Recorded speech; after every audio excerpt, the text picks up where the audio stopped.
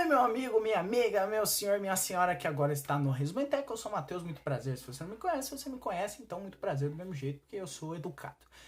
Caso você esteja reparando que eu estou com a mesma roupa e você viu alguma aula anterior, talvez seja no mesmo dia, mas talvez não, fica aí a dúvida.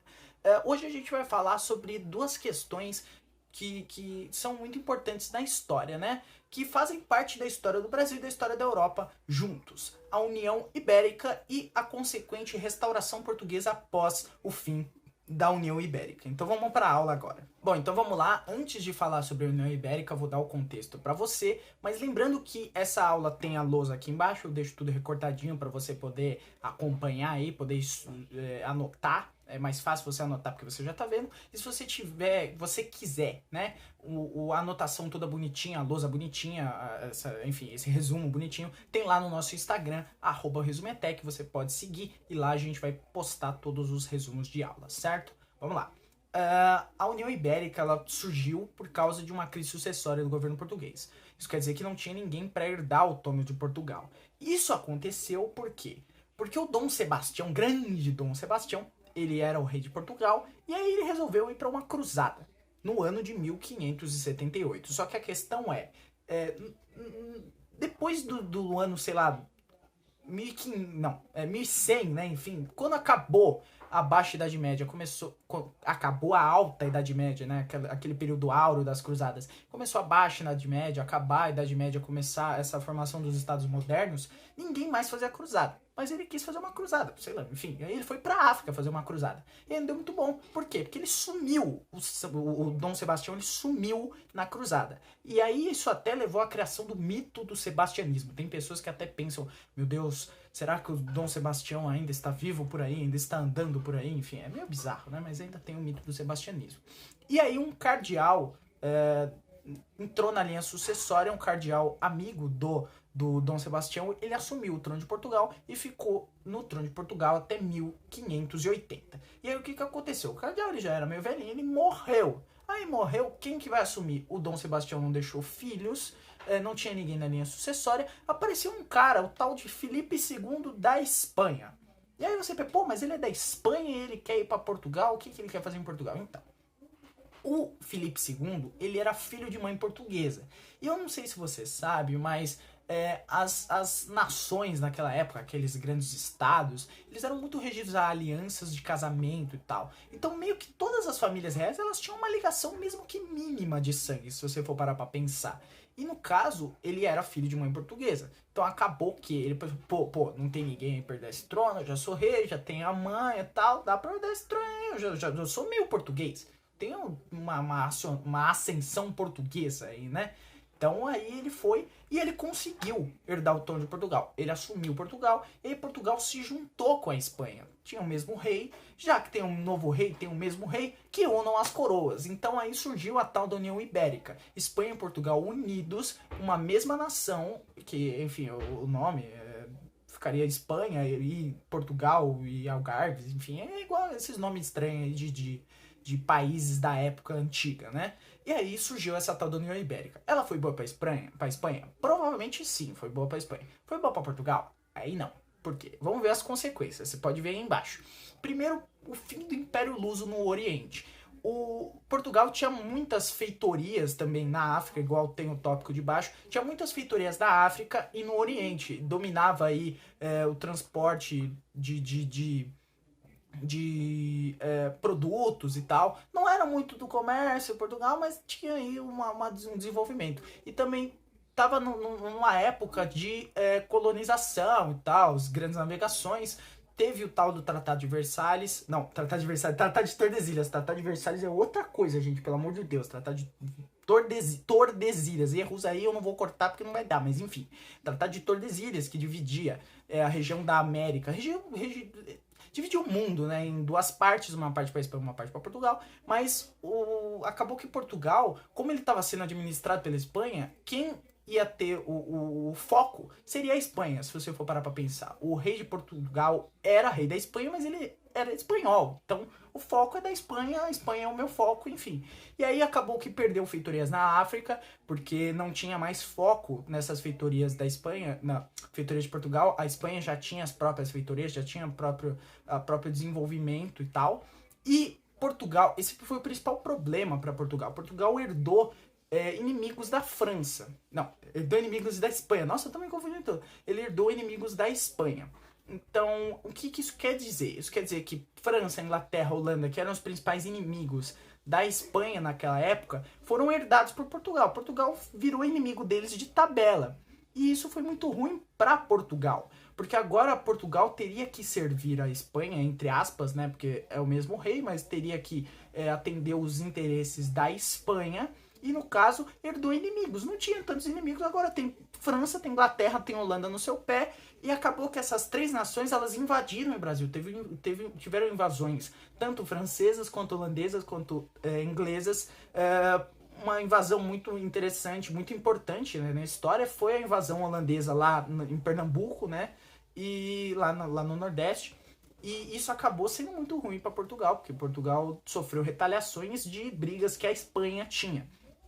E uma das principais consequências também é a suspensão do Tratado de Tordesilhas. Porque agora que as nações elas estão juntas, não tem por que ter um tratado. Não tem por que dividir entre Portugal e Espanha, se Portugal e Espanha são um só. Indo para a segunda parte da aula, já tá aparecendo outra lousa aí para você, meu amigo, minha amiga. Portugal não se deu muito bem com isso aí e acabou que Portugal não estava gostando de toda essa tal da União Ibérica. Mas vamos lá, vamos com calma, a gente já vai chegar nisso.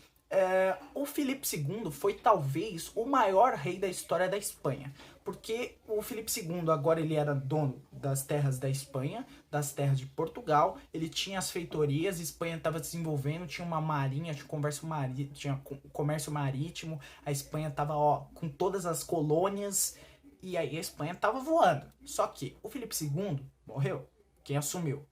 O Filipe III, né? Teve o Filipe III e o Filipe IV, o neto e o filho dele, não respectivamente, porque eu falei o contrário, né? Mas, e eles não eram tão desenvolvidos aí, não tiveram tanta sorte quanto o pai deles e o avô deles, né? Enfim, não tiveram tanta sorte quanto o Filipe II.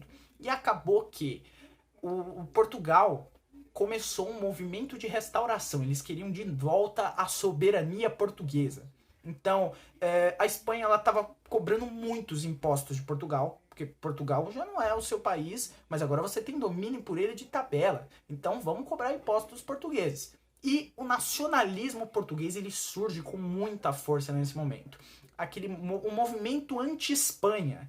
Então eles estavam sendo dominados pela Espanha, eles surgem com esse movimento português de nacionalismo, de somos portugueses sim e queremos de volta nosso desenvolvimento, queremos de volta o nosso Portugal.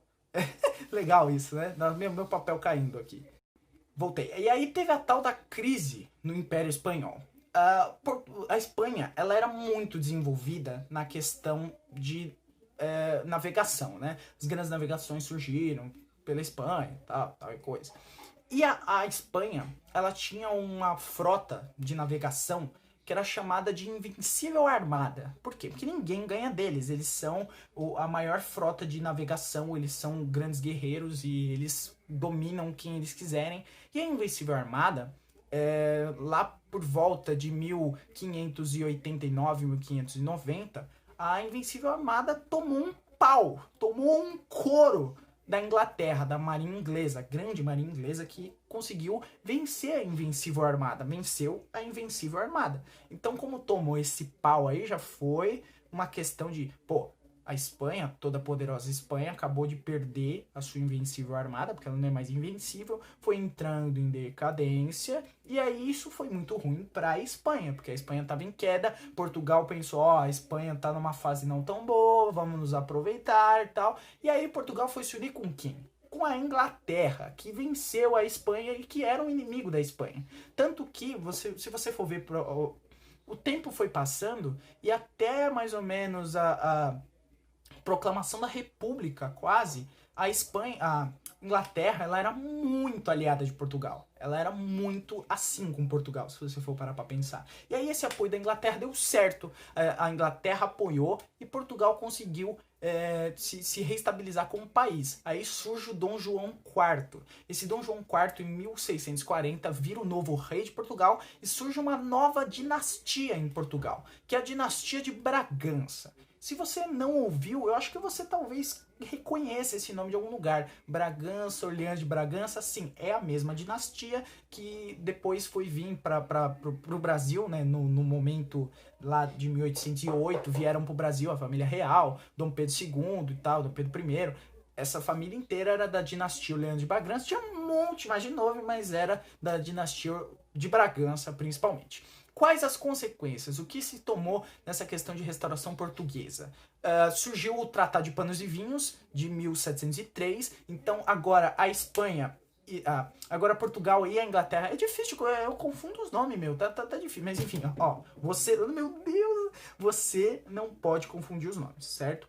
Portugal e Inglaterra, agora eles têm uma união. Eles têm esse tratado, que gerou prejuízo para Portugal. Por quê? Porque era basicamente, Inglaterra compra os vinhos portugueses, a Espanha compra os panos ingleses, compra os tecidos. Só que vinho é muito menos caro do que tecido. Tecido é mais caro do que vinho. E acabou que, como eles compravam aí mais ou menos uma mesma quantidade, Portugal foi entrando em prejuízo, porque eles estavam comprando uma coisa que era cara e a Inglaterra estava comprando uma coisa que era barata. Então gerou prejuízo para Portugal.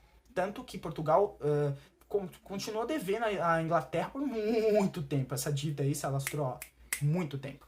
E o Brasil se deu mal com tudo isso daí. Por quê? Porque o Brasil começou a ser cobrado mais impostos ainda aqui na colônia, no Brasil, porque como Portugal estava devendo a Inglaterra, precisava tirar dinheiro de algum lugar. De onde vai tirar? Das pessoas que estão morando no Brasil, porque é mais fácil, é mais simples, é a minha colônia mesmo, vou cobrar do Brasil. E surgiram as tais das revoltas nativistas no Brasil. Então, as revoltas de nativos do Brasil, de pessoas no Brasil, contra o Portugal, contra os impostos portugueses, coisa e tal. Mas isso a gente vai falar depois em uma outra aula. Talvez é isso, eu vou ficando por aqui. Muito obrigado a você que acompanhou até aqui. Se eu te ajudei, se eu consegui te ajudar, se você conseguiu entender alguma coisa, manda pro seu amigo que talvez não tenha entendido também, né? É sempre bom ter uma ajuda aí para estudar pro vestibular. Lembrando que somos alunos, ajudamos a alunos. Se você gostou também, se inscreve aqui no canal, ativa o sininho para não perder outras aulas, outros vídeos. E se você tiver alguma condição, quiser nos ajudar, tem aqui embaixo também o financiamento coletivo do Resumetec. Você pode contribuir com algum valor aí mensal para ajudar a gente, talvez ajudando aí a gente ajuda você ajuda a gente, é uma via de mão dupla linda. É isso, vou ficando por aqui, até a próxima, tchau.